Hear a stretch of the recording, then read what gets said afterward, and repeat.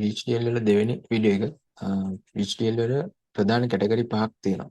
Entity, Architecture, Configuration. මේ හතරයි පහයි නම් වැඩි පාවිච්චි කරන්නේ නැහැ. Package Declaration, Package Body. මේ Entity කියන එකේදී අපි ඩිසයින් එකේ input output හඳුන්වා දෙන්න ඕනේ. මේ architecture කියන කොටසේදී අපේ තියෙන logic ඒ වගේ function තමයි මේ architecture කොටසේ දාන්නේ. මෙතන මේ example එකකට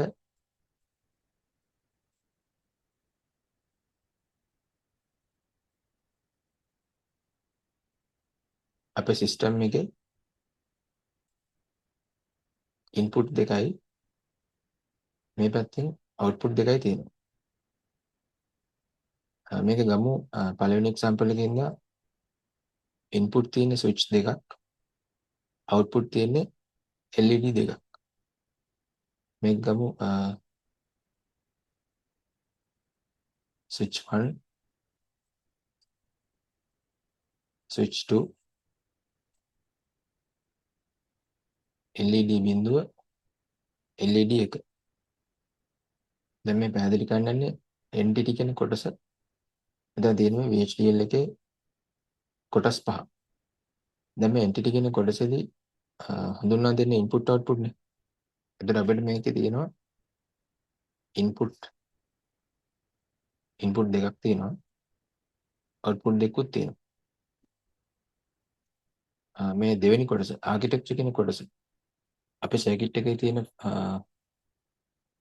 නැත්නම් අපේ design එකේ තියෙන logic ඒ function ඒ දේවල් දාන්න. මේ architecture කියන කොටස තව කොටස් තුනකට බෙදන්න පුළුවන්. ඒ කියන්නේ ඒක coding කරන ක්‍රම තුනක්. පළවෙනි එක ඒ කියන්නේ ක්‍රම තුනක් තියෙනවා. එකක් structural, දෙවෙනි එක data flow, තුන්වෙනි එක behavioral.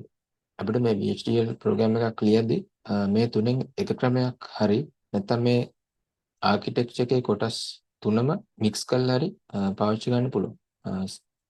මේ තුනෙන් හොඳම මොකක්ද කියලා එකක් නැහැ. ඒක අපි design එක අනුව වෙනස් වෙනවා. මේ behavioral කියන method එකට VHDL code එක කරනවා නම් සාමාන්‍යයෙන් මේ behavioral කියන ක්‍රමයේදී මේ code එක ලියනවා නම් ඔයා circuit එකේ තියෙන හැම logic function එකක්ම දැනගන්න ඕනේ. ඒ input output දැන් මේ digital electronics ඉඳන් මේකේ ගොඩක් තියෙන gates.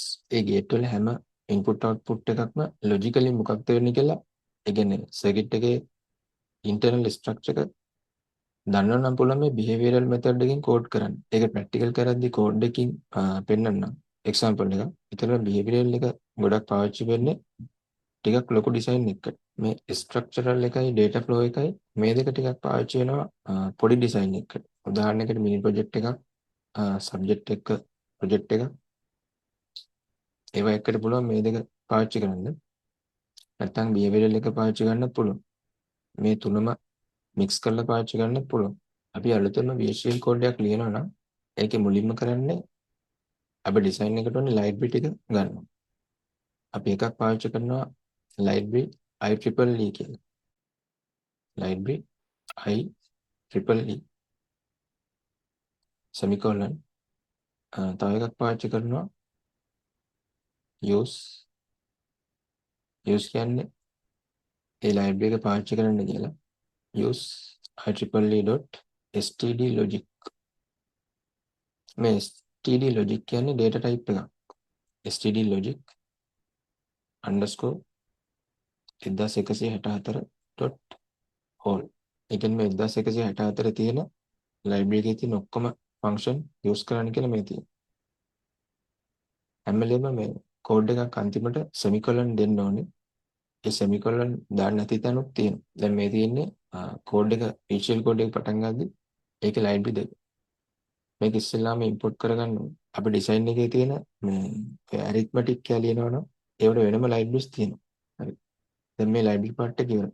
ඊට පස්සේ තියෙන්නේ දෙවෙනියට ඒ කියන්නේ library වලට පස්සේ තියෙන්නේ entity කොටස. entity කොටස කියන්නේ input outputs.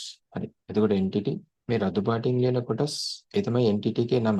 මෙහෙම entity කියලා දාලා මේ කල්පණය කරලා තියෙන keyword එකක්. මේක වෙනස් වෙන්නේ. මේක keyword එකක්. entity ඊට පස්සේ අපිට කැමති නමක් දෙන්න පුළුවන් ප්‍රොජෙක්ට් එක අනුව. අපි දැන් මේ LED on off කරන්න නේද? ඒකට දෙන්නම් switch LED කියලා. එතන space switch LED. දැන් මේක මෙහෙම මෙතෙන්දි මේ කියලා දෙන්න කොහෙන්ද ලිව්වට ඒක ප්‍රැක්ටිකල් එකේදී කෝඩ් කරලා පෙන්නන්න. ඊට පස්සේ කළු පාටින් ලියනවා මම ස්පේස් තියලා is ඊට පස්සේ ස්පේස් එකක් තියලා ඕනනම් port කියලා ලියන්න පුළුවන්. මම ඒක ගන්නවා ඊට යට ලයින් එකට. port මේ වගේ බ්‍රැකට් එකක් ඕපන් කරලා අපි ලියන්න ඕනේ මේ සිස්ටම් එකේ තියෙන input output. දැන් මේ ඩිසයින් එකේ තිබ්බේ input විදිහට switch දෙකයි output විදිහට LED දෙකයි. ඒතර switch 1 කියන එක input එක. switch underscore 1. මෙතන ස්පේස් තියන්න බෑ ඒක රූල් එක. එතන colon semicolon නෙවෙයි colon in කියන්නේ input කියන එක in ස්පේස් එක std logic semicolon. හරි මම අනිත් input එකක් දෙනවා switch underscore 2 colon in std logic. ඊට පස්සේ output දෙකක් තියෙනවා LED 0 එකයි LED 1 එක.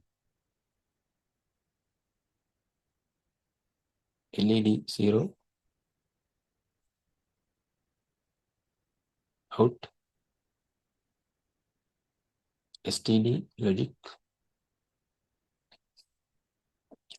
මේ std logic කියන්නේ data type එකක්. මේකේ තව data type එකක් තියෙනවා bit කියලා bit. මේ bit කිව්වොත් මේකට අයිති වෙන්නේ 0 හෝ 1. අපි මේ std logic කියන එකට මේ 0 1ට අමතරව තව 6ක් විතර types ආයි තියෙනවා. ඒක ඉස්සරහදී කියන්න. හරි. ඊට පස්සේ LED 1 කියන එකත් output එකක් විතර ගත්තා. LED 1 output data type එක std logic. හරි. ඊට පස්සේ මේක අනිවාර්යයෙන්ම අපි මේ entity එකනේ දැන් මේ තම ලියන්නේ. මේ entity එක පටන් ගත්තා නම් entity එක ඉවර කරන්න ඕනේ. අපි දැන් මේ input output කියලා අන්තිම තැන මෙහෙම semicolon දැම්මොත් වැරදි. මෙතන open කරලා නම් bracket එක ඒක close කරලා semicolon දාන්න.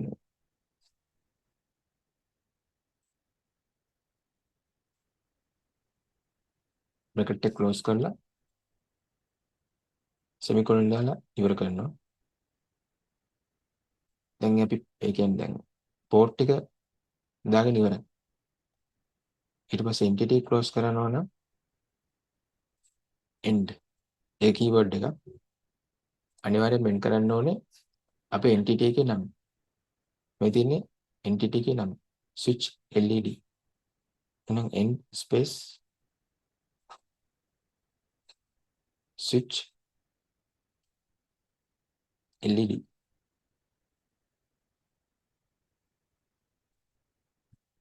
semicolon දාලා වහනවා. මේ ඔක්කොම entity කියන කොටස ඒවා. ඊට පස්සේ තමයි යන්නේ architecture කියන කොටස. එතකොට architectures වල කොටස් තුනක් තිබ්බනේ. behavioral, data flow, structural. එතකොට අපි ඒකෙන් මොකද්ද පටන් ගන්න කියලා අපිට මේ ලියන්න පුළුවන්. මම මේක පොඩ්ඩක් zoom out කරනවා. හරි. දැන් යන්නේ architecture කොටස. එතකොට keyword එකක් තියෙනවා architecture.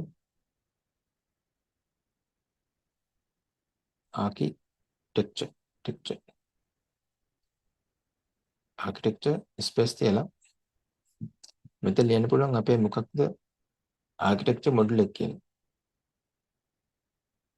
කියන්නේ behavioral අපි ඉස්සෙල්ලා හිතනවානේ. ඒ හිතලා අපිට මොකද ආකිටෙක්චර් එක කියලා අපිට එතනත් කැමති නමක් දෙන්න පුළුවන්. අපි සාමාන්‍යයෙන් කරන්නේ මේ අපි දැන් මේක උදාහරණයකට behavioral යනවා නම් අපි කැමති නමක් දාලා අන්තිමට behavioral කියලා දානවා. දැන් මම මේකට නම දාන්නම් switch කියන එකට sw_ මට බලා ගන්න ලේසි වෙන්න මම දානවා behavioral කියලා. මේ රතුපටි ලියන අපිට කැමති එකක් දාගන්න පුළුවන්. behavioral ඊට පස්සේ ආපහු keyword එකක් කරනවා of.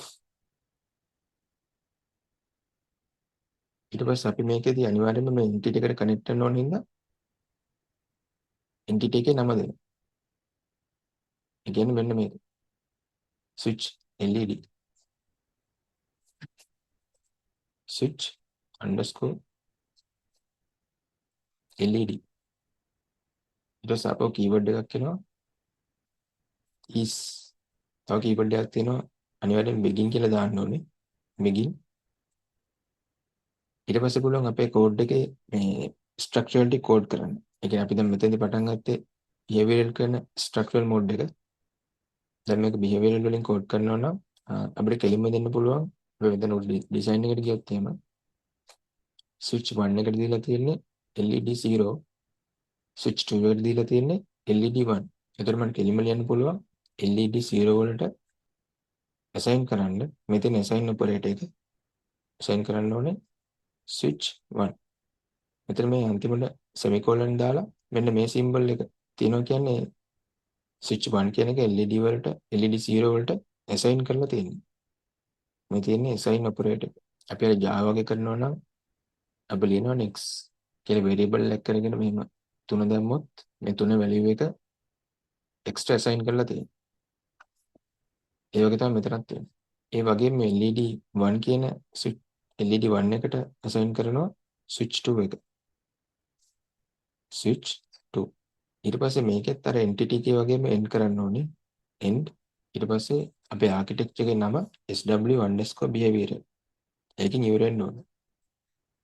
sw_behavioral semicolon. අනිත් point එක VHDL code එකකට. එතන මේ page එක තමයි වගේ VHDL code එක. එක VHDL code එකකට තියෙන්න පුළුවන් එක entity slot එකක්. එක entity slot එකක්.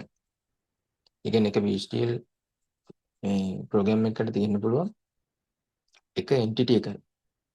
හැබැයි architectures ඕන ගණක් තියෙන්න පුළුවන්. අපේ architectures තියෙන behavioral data flow structure ඒ තුන mix කර කර හරි ඒකෙන් දෙකක් හරි එහෙම මේ architectures තියෙන්න පුළුවන්. multiple architectures. එක visual code එකකට තියෙන්න පුළුවන් එක entity එකයි. හැබැයි architectures ගොඩක් තියෙන්න පුළුවන්. හරි. අනිත් එක මේ visual වල data type වල ප්‍රධානම තියෙන්නේ ඉස්සෙල්ලා කතා කරපු std logic එක. අනිත් එක තිබ්බේ bit කියන්නේ බිඳුව එක විතරයි. මේ std logic එකට අදාළ ටික next video එක කරන්න හිත වගුවක් තියෙනවා.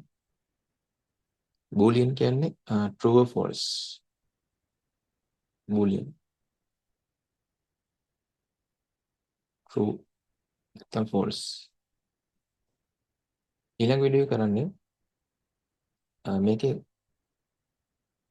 අපේ මේ ලියන entities අපේ architectures ගොඩක් තියෙනවා නම් ඒවට connect කරන්න සමහර වෙලාවට port map කියලා පාවිච්චි කරනවා. ඒත් ඊළඟ වීඩියෝ එක කරන්නේ port mapping කියන කොටස.